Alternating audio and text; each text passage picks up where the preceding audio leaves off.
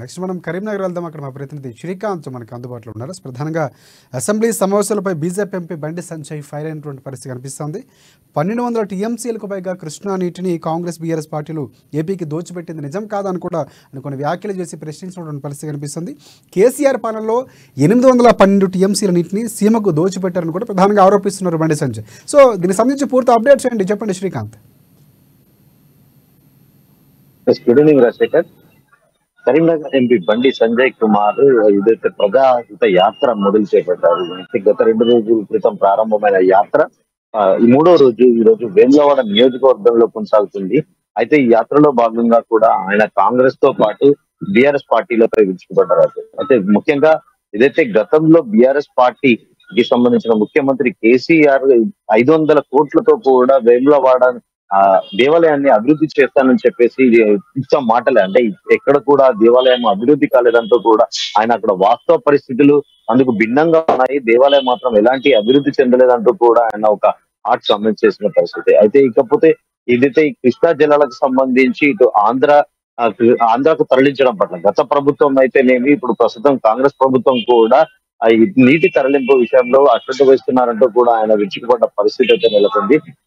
గతంలో బీఆర్ఎస్ పార్టీకి సంబంధించి జగన్ కి కట్టబెట్టడం అంటే సాక్షాత్తు ఆంధ్రప్రదేశ్ ముఖ్యమంత్రి జగన్ అసెంబ్లీలో చెప్పడము ఇందుకు నిదర్శనం అంటూ కూడా ఆయన ఒక ఉదాహరణగా కూడా చూపించిన పరిస్థితి.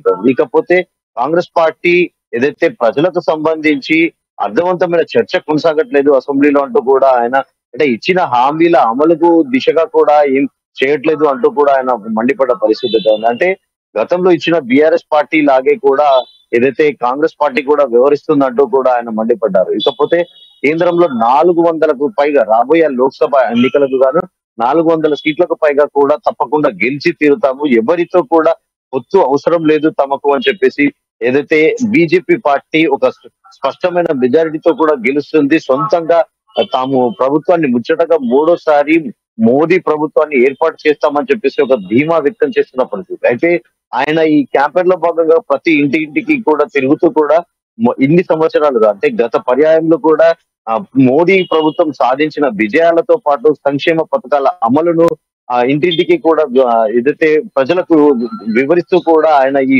ప్రజాహిత యాత్ర కొనసాగుతుంది అని చెప్పవచ్చు. రాజశేఖర్ రైట్ అండి. శ్రీకాంత్ ఒకటి ప్రధానంగా గతంలో ఆయన పార్టీ అధ్యక్షుడిగా ఉన్న సమయంలోనే కాళేశ్వరం ప్రాజెక్టుకు సంబంధించి కృష్ణా జలాలకు సంబంధించి తీవ్రమైన ఆరోపణలు చేశారు. సో ప్రధానంగా ఏపీకి దోచిపెడుతున్నారు కేసీఆర్ అని చెప్పి కొన్ని ఆరోపణలు చేసినటువంటి పరిస్థితి. ఇప్పుడు కాంగ్రెస్ పార్టీ అధికారంలోకి వచ్చాక అదే ఆరోపణలు చేస్తున్నటువంటి పరిస్థితి కనిపిస్తుంది. సో భవిష్యత్తులో పూర్తి స్థాయిలో కాంగ్రెస్ పార్టీకి సంబంధించి ఇప్పుడు వ్యూహాత్మకంగా ఇక్కడ బీజేపీ పార్టీ వ్యవహరిస్తుంది. పార్టీ అధ్యక్షుడిగా ఉన్నటువంటి గతంలో బంద్ చేసిన బండి సంజయ్ కూడా అదే వ్యూహాత్మకంగా అంటే బీఆర్ఎస్ పైనే అవినీతి బయటపెట్టే విధంగా కాంగ్రెస్ పార్టీకి ఒక రకంగా మంచిని సపోర్ట్ చేస్తూనే విమర్శలు చేస్తున్నారు అనుకోవచ్చు మనం. తప్పకుండా అనుకోవచ్చు రాజశేఖర్. ఏదైతే ప్రధాన టార్గెట్ గా కూడా బీఆర్ఎస్ పార్టీని ఆయన ప్రధాని కాంగ్రెస్ పార్టీ అధికారంలోకి వచ్చి ఎక్కువ రోజులు గడవట్లేదు కాబట్టి ఆయన కాంగ్రెస్ పార్టీపై కాకుండా ఎక్కువ గతంలో దశాబ్ద కాలంగా బీఆర్ఎస్ పార్టీ అధికారం చెలాయించిన నేపథ్యంలో కూడా బీఆర్ఎస్ అక్రమాల పైన కూడా ఆయన ప్రజలకు ఎక్కువగా వివరిస్తారు. అంటే ప్రజల్లో కాంగ్రెస్ పార్టీ రాష్ట్రంలో అధికారంలోకి వచ్చిన తర్వాత ఆదరణ కూడా లభిస్తుందని చెప్పేసి ఆయన ప్రజలకు ఏదైతే బీజేపీకి సంబంధించిన మోడీ ప్రభుత్వానికి సంబంధించిన విజయాలను వివరించే ప్రయత్నం చేస్తున్నారు. ఇకపోతే గత ప్రభుత్వ వైఫల్యాలు ఏదైతే ప్రతి అంశంని కూడా అంటే కాళేశ్వరం ప్రాజెక్టుతో పాటు గత 10 సంవత్సరాలుగా కూడా కేసీఆర్ ఇచ్చిన హామీలను నెరవేర్చకపోవడము ఉదాహరణగా కూడా చూపుతూ కూడా ఆయన ఈ యాత్ర కొనసాగిస్తున్నారని చెప్పవచ్చు. ఏదైతే నీటి కేటాయింపుకు సంబంధించి ఈ రోజు అసెంబ్లీలో ఇరు పార్టీలు కూడా స్పష్టమైన మార్గదర్శకం అంటే ఏదైతే ఇరు పార్టీలు కూడా స్పష్టంగా చెప్పలేకపోతున్నారు. కాంగ్రెస్ ప్రభుత్వ హయాంలో గతంలో కూడా నీటి కేటాయింపు కృష్ణా జలాలకు సంబంధించి ఆంధ్రప్రదేశ్ కి కేటాయించిన విషయాన్ని గుర్తు చేస్తూ కూడా గత బీఆర్ఎస్ ప్రభుత్వం కేసీఆర్ అప్పనంగా కూడా ఏదైతే జగన్ ప్రభుత్వానికి అంటగట్టారంటూ కూడా ఆయన కామెంట్ చేసిన పరిస్థితి. అంటే ఇరు పార్టీలను కూడా టార్గెట్ చేస్తూ కూడా ఆయన ఈ పాదయాత్ర కొనసాగుతుంది. అయితే ఈ పాదయాత్ర ఖచ్చితంగా దాదాపుగా గత ముఖ్యమంత్రి కేసీఆర్ ను టార్గెట్ గా చేస్తూ బీఆర్ఎస్ నేతలను కనీసం వారికి ఓటు వేయొద్దు, వాళ్ళకి ఓటు వేస్తే డ్రైనేజీలో వేసినట్టు మీ ఓటు వృధా అవుతుందంటూ కూడా ప్రధాన టార్గెట్ గా కూడా బీఆర్ఎస్ పార్టీనే చేస్తున్నట్టుగా కూడా చెప్పవచ్చు. రైట్ రైట్ శ్రీకాంత్, ఫైనల్గా అంటే ఇక్కడ ఉన్నటువంటి పరిస్థితులు చూసుకుంటే తెలంగాణలో ప్రధానమైనటువంటి పోటీ కాంగ్రెస్ పార్టీకి, ఇటువైపు బీజేపీ పార్టీకే ఉండబోతుంది. బీఆర్ఎస్ పార్టీ తూతు మంత్రంగా ఉంటే సర్వేలు కూడా 2-3 సీట్ల కంటే పెద్దగా రావు అని చెప్తున్నటువంటి పరిస్థితి కనిపిస్తుంది. సో విమర్శల ధాటి తర్వాత పెంచే అవకాశం కనిపిస్తుంది. అంటే ప్రజాహిత సంబంధించినటువంటి పాదయాత్రలో రాను రాను ఎన్నికలు దగ్గర పడుతున్న తర్వాత పూర్తి స్థాయిలో విమర్శలు పెరిగే అవకాశం ఉంది. సో ఇప్పుడు ఆచితూచి అడుగులు వేస్తుంది బీజేపీ పార్టీ, బండి సంజయ్ అనుకోవచ్చు మనం.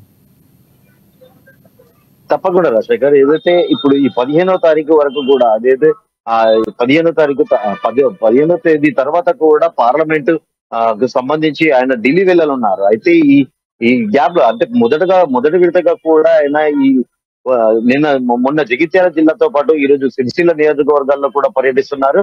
15వ తారీఖు తర్వాత కూడా మళ్ళీ 20వ తేదీ నుంచి కూడా తన పాదయాత్రను అంటే ఏదైతే ప్రజాహిత యాత్రను కొనసాగించనున్నారు.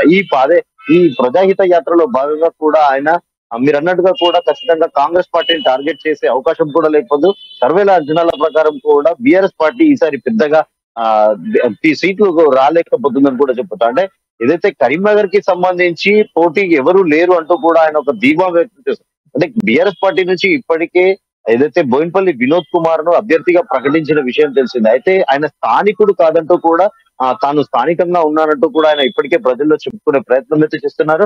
స్థానికేతరుడు కాబట్టి పెద్దగా ఏదైతే పోటీ కూడా ఉండకపోదు అంటూ కూడా అంటే కాంగ్రెస్ పార్టీ నుంచి ఇప్పటి వరకు ఇంకా అభ్యర్థి ఎవరు అనేది ఖరారు కాకపోవడంతో కూడా ఆయన విమర్శనాస్త్రాలు ఇంకా ఎక్కువ పెట్టట్లేదని చెప్పవచ్చు. అంటే ఒకవేళ కాంగ్రెస్ పార్టీకి సంబంధించిన అభ్యర్థిని బట్టి ఆయన మళ్ళీ విమర్శనాస్త్రాలు ఎక్కువ పెడతారని కూడా మనం చెప్పుకోవచ్చు Rajasekhar. Right right thanks for update Srikanth.